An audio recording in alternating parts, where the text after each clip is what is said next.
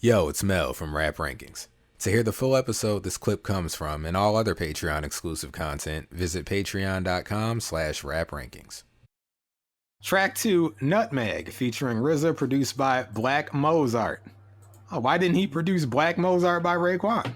It's a good question. Anyway, 7 minus. 8 plus. 8 plus. Wow. Bordering on a 9 for you. Yeah. Well, this was originally a 6 plus.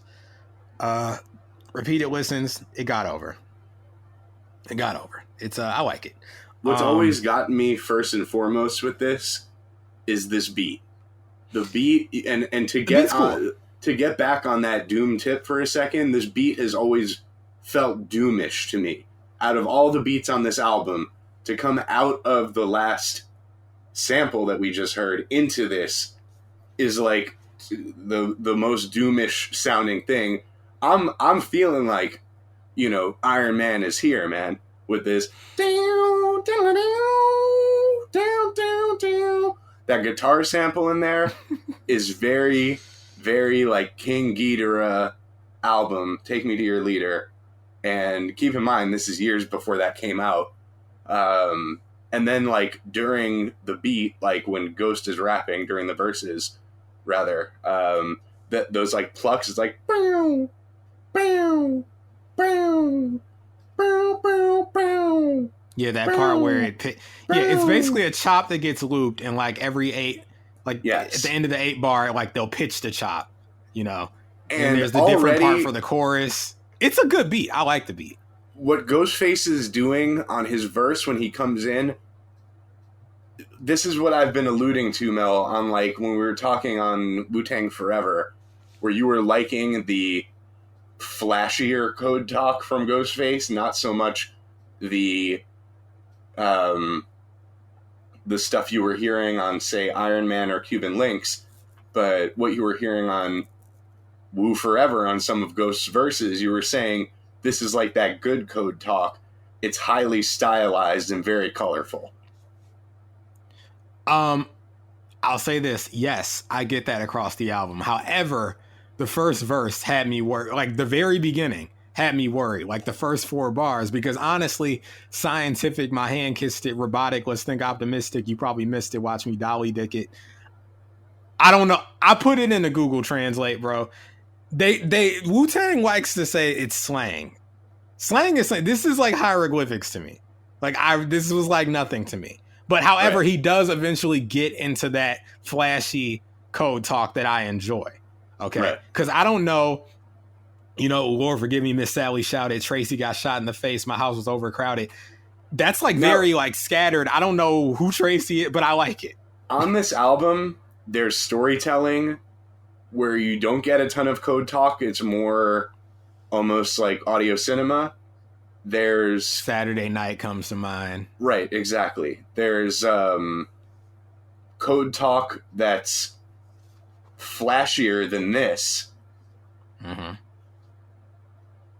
And then there's, to me, like somewhat straightforward rapping. Yes. Like it's not all. I think when people think about this album, they think about, oh, that's the album where he's saying a bunch of nonsense on the songs. It's like, a couple of them. You know, it's a feature. It's not like this is not all this album has to offer, is what I want to say. And if it did, I don't think it could survive on just like made up shit, you know? Right. However, you know, we're off to a great start here production wise. And I think Ghost coming in with this style, it's good that he set it off with this, because it's a different flavor than Iron Man. There's some talk on Iron Man that's definitely coded in the way that you refer to quote unquote code talk, right? Yeah. But it's not splashy like this. This is much more colorful and flavorful and like flashy. Yes. You know, Iron Man is, I feel like, more grounded. This is almost like, you know, sort of and you get some more of that on his second verse, You know, where he's talking about the great adventures of Slick, licking with 6 Rugers, rock those big boy Bilattis out of Woodbridge, porch for the biggest beer, seasoned giraffe ribs, Oh, bro. Okay, see this part. hickory cinnamon scented glaze. I had to officially bring in a long overdue drop for that. When he started talking about seasoned giraffe ribs, rotisserie ropes, hickory cinnamon scented glaze, I heard all that. That's that supreme clientele talk, you know? Yes. And I had to bring this in. No one knows what it means, but it's provocative. No, it's not. It gets the people going. Okay, it gets the people going. It gets Mel going. Okay. And so like I will excuse that, and as long as you're giving me moments that I can understand and pick apart, like even though you know how I feel about Cuban Links, but when he says how I shitted on your turf that time, Cuban Link verse, yo, check out the Rap Kingpin, summertime, fine jewelry dripping, face to the box, I seen your ear twitching, you know, like I don't understand what you know, like 3 sawed-offs, give one to Ray, let's season they broth. I don't know what that means specifically. But season they broth, you can pretty much understand, like, you know, let's light them up. Let's, you know, that's like basically I'm saying, let's shoot them up. Like, and that works for me, you know? Like, then you get something straightforward, lamping in the throne with the King Tut hat. Come on, you gotta love that. You gotta love that. And even some of the, like, the sort of left turns, like curveballs he'll throw, like, you know, he's talking about Scooby Snap, Jurassic Plastic Gas, Booby Trap. 10 years working for me. You want to tab shit? Bong, bong, bong. Your bell went wrong, wrong, wrong. I was waiting to ask you about that. So what is the significance of this bong, bong, bong? Because I see that onomatopoeia associated with Wu-Tang Clan. All right, so the bong, bong, bong is a RZA thing, and I think it's sort of his do, do, do, do, do, do, do. Okay. Well, but he goes bong, bong, bong, basically, you know? And it's always funny when he pulls it out, but... Got it. That's what I think it means. Keep in mind, Ghostface has gone on the record, we've discussed this 2 or 3 times this season already, that not all of this stuff is meant to be broken down line by line. It's more so, you know, some of it is just some slick talk. Right. And, you know, to that point, I think it's funny that, like, if you ask me, like, the Bad website, Genius, you know, was probably made by white people who were big fans of Wu-Tang, because back in the day when you would, like, make an edit or something, it'd say, like, bong bong. And I remember it saying that. Yeah. It would say, like, bong bong, your edit's approved or something like that. And, you know, like, that site was created for, like, people like Ghostface, you know, for people to just nerd out and, you know, annotate this stuff. So... yeah, I think it's funny. But now I know about bong bong, so there's that. Thank you. But yeah, then I think there might be a distinction though between bong bong and bong bong bong. Bong bong is like pow. You know, remember pow? Don't. Please, God, don't. I don't want to remember that. Like, you know, bong bong is like, I think bong bong is more of like a almost like a mic drop, sort of like exclamation point or period on something. Whereas bong bong bong is moving a little bit differently because it might be bong bong bong doot doot doot, you know? Okay, Bong Bong is a song by Bobby Digital. hiphopdatabase.fandom.com. There's like a wiki. Bong Bong interjection, all-purpose interjection popularized by RZA. Okay. Right, but then bong bong bong. Wait, gossipingbitches.com, November 3rd, 2005. RZA not ready to give up on Bong Bong just yet. Those familiar with the print interviews and television appearances of Wu-Tang Clan's RZA in recent years have noticed his penchant for punctuating his comments with the catchphrase Bong Bong. That's a usually good word, the peculiar phrase is met with indifference by the interviewer without a plea for explanation. RZA says that is just the problem. Son, yo, I've been trying to get Bong Bong off the ground for mad long now, I mean. So it's like basically they hit him with the like, stop trying to make Bong Bong happen. I love Bong Bong personally. But...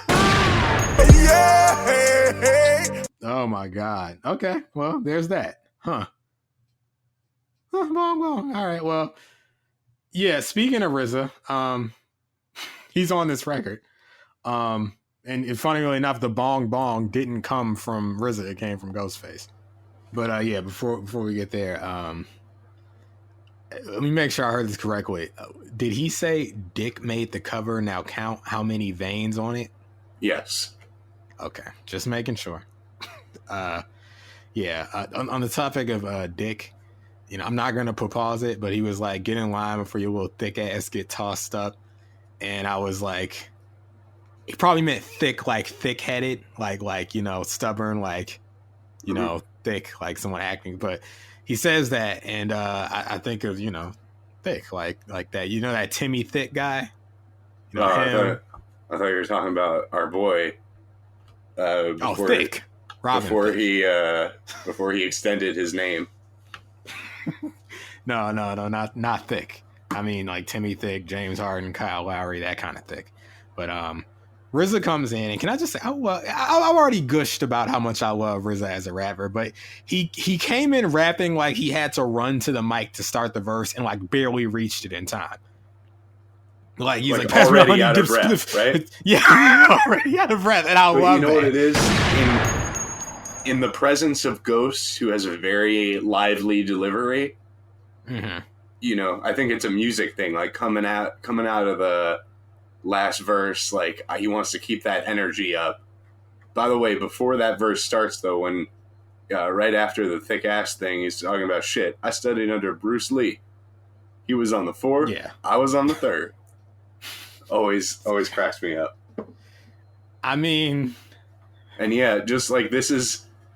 So with RZA, it's for me very simple. I either am into his verses or I'm not. And this time I'm into it. And I think his voice sounds great on this beat. Incognito, fatal, Aikido, blow, Papanito, dick, a knock knee hole, bust out a fetal. Like, spit on her, then I bang on my chest like Kong King. Kong King, okay. Dude. There's it's kind of a RZA-ism. He'll Kong flip. King? No, like Kong King, and like he'll just flip. He'll flip words like that, like okay. Pong Ping, Kong King, stuff like that. Got it. I definitely enjoyed Uptown. Boop. Now we back on your ass. That's the kind of showmanship that I love. I only have really one more thing to say about the record. Okay. As we've discussed all season, it seems like member by member, they time travel, okay? They all come back and they don't believe what each member has been telling them about what's going on in the future. So RZA, of course, he's tired of his people going and he's like, yo, I'm the leader, de facto, right? I should go and see what's really what, I got to find out for myself. So RZA being RZA, the leader of the Wu-Tang Clan, he goes to the future. And he comes back and he's like, nah, I gotta set the standard. We have to get back to this code. Everybody else has been too upfront. He wanted to spit a bar that he knew only his clan members who had been to the future would understand. Because back in 2000, this line wouldn't have made any sense. Do you know what the line was? Bob Digitech? No, this. Crazy ass Shapiro. Okay, it was that one. Crazy as Shapiro. Okay, that's code. The other time travelers, they knew because they had turned on like that talk radio in the future back in 2000. Ben Shapiro. Yeah, I was thinking, who are you referring to? Listen, you I'm said telling that talk radio. I'm like, oh, that fool. Okay. Yeah, So RZA hits. He had to spit. Sees how he didn't catch it. It was for the Wu. Like it was for his fellow clan members. So anyway. Fellow time travelers.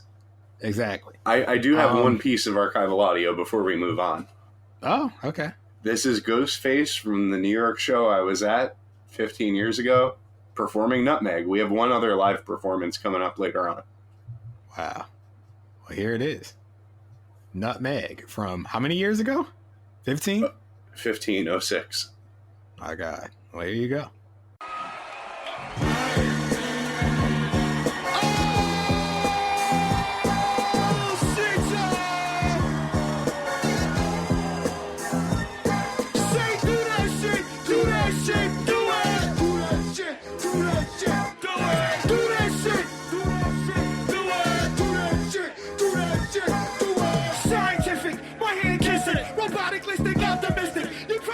watch me dolly dick it. Scotty Waddy competent me. Big microphone, heavy, hit the kids and crispy chicken ball. Check out the stone riches. Shop the old sprinkle little snow inside of Optimo. Sweet and John back and roll. Rap Johnny Bo. Johnny Bo, gun home pro. Saucy with the gunzo. Hit the rope slow, parole kids. Living punzo. The toast isn't really high. The vivid laser alcohol, jump in a Harley ride. I'm bad it, don't forgive me, miss. Chasing outside the fair. House is overcrowded. You fake cats don't hurt it first. And now I see on your turf. Check out the red kingpin, the summertime version.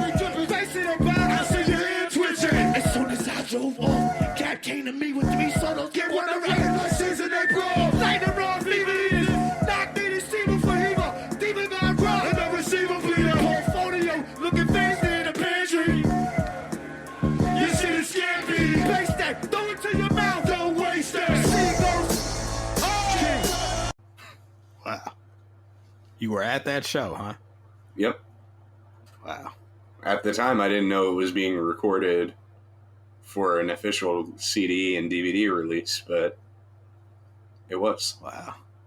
The only show Mel's been to that I think was recorded was the Because the Internet stopped at SDSU in 2014. There's some guy on YouTube called like The Real Concert King or something, and he was there that night and he recorded it. But Well, yeah. Listen, you went to Bino and you told him, yo, I was at your Because the Internet stop at SDSU, and he said, I don't know you, STFU. Oh, come on, man. It's his birthday today, actually. I'm going to give him a gunshot. Oh, birthday gunshot. Happy birthday, Dono. Yeah, Dono is 38. Old as hell. Yeah. With that said, I guess we can move on. Well, before we move on, I'm guessing that I know at the end was like a Bill Withers interpolation. Yeah. Maybe. Okay. Just making You know, the I know. Yeah. Ain't no sunshine. I know. Ain't none for sure. Ain't no sunshine. But You can't forget, Yeah, these are the interpolation boys, these guys. they are. They absolutely are. Yet, you know, RZA got on disc 2 of Wu-Tang Forever, yelling at everybody for trying to supposedly turn rap into R&B or something. But hey, I think Misha helped fill in the blanks for us there. He was overworked. okay, fair enough. Yeah, He was just doing too much at the time. Taking on way too many responsibilities and shouldering the load of the entire group. It was starting to get to him. Did He's he ever punching back stop a little doing bit, too though. much? On this album, he brings some beats, definitely, that we had been missing. Show didn't give him the Capadonna. But yeah, we can move it on, I guess. Yo, it's Mel from Rap Rankings. To hear the full episode this clip comes from and all other Patreon exclusive content, visit patreon.com/raprankings.